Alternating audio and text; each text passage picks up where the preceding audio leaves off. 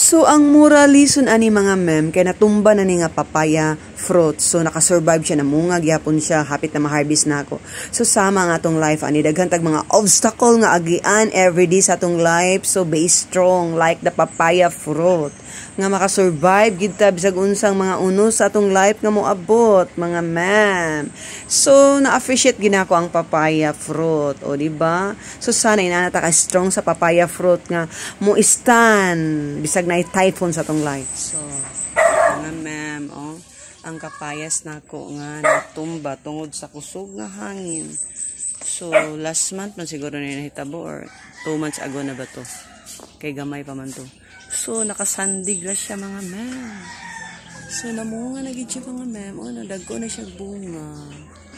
So, may gani kaya wala na ako kuan na. Ipasagdaan na lang. O, dagko na siya mga mem. Hapit ako ani maka kuan. Hapit ako ani maka harvest og mahinog. O, diba? Ang nakagwapo kay pwede ra nimo kuan nun. Diba? Di ka maglisod. So, muna naka-advantage. So, bisag natumba siya, naka-survive. Naka-survive ang papaya fruit. O, diba? So, pa na ako na atiman ang akong garden, mga ma'am. Plano pa na ako ni hinluan. So, ang akong eggplant. Tagan akong eggplant, mga ma'am. O, namunga na po di akong eggplant dahil, o. Kung nakuanan. Pero dili ko nakapokus karon sa akong papaya fruit, mga ma'am. Look at that, mga ma'am. May papaya fruit. Naka-survive gid siya. Abi na kung mamatay ni siya ba kay gamay pa man ni siya na natumba tungod sa hangin. So may gani kay naka-sandig siya sa kuan pigiri. Kuan sa mong baboy, tangkal sa mong baboy, o diba? So na-save siya sa tangkal sa baboy. O. Okay, nanay bunga. So, gidaghan akong tanom among papaya. Kahilig man kong fruit. So, para di ata magastuhan. Oh, diba? Look at that. Oh. Makuan na ako.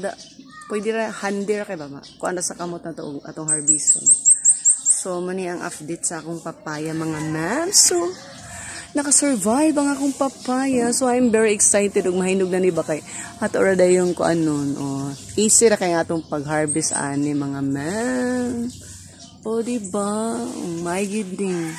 So, okay ra day gyapon bisag natumba siya. Buhi pagyapon. Oh, survival plant nago ang papaya fruit. So, ang moral lesson ani mga mem, nga bisan pag-unsa nato kapila ta madasmag o matumba sa atong life tungod sa mga struggle, mga challenges. So, like the papaya tree, o diba? Look at the papaya tree fruit. O diba? Nakasurvive siya, bisag na kanang himatyo na siya, nakasandig na siya, pero ni-survive, namungag yapon, o hapit na ako ma-harvest. So, dapat, awato nato ang papaya fruit nga strong survive bisag unsa nga unos sa life.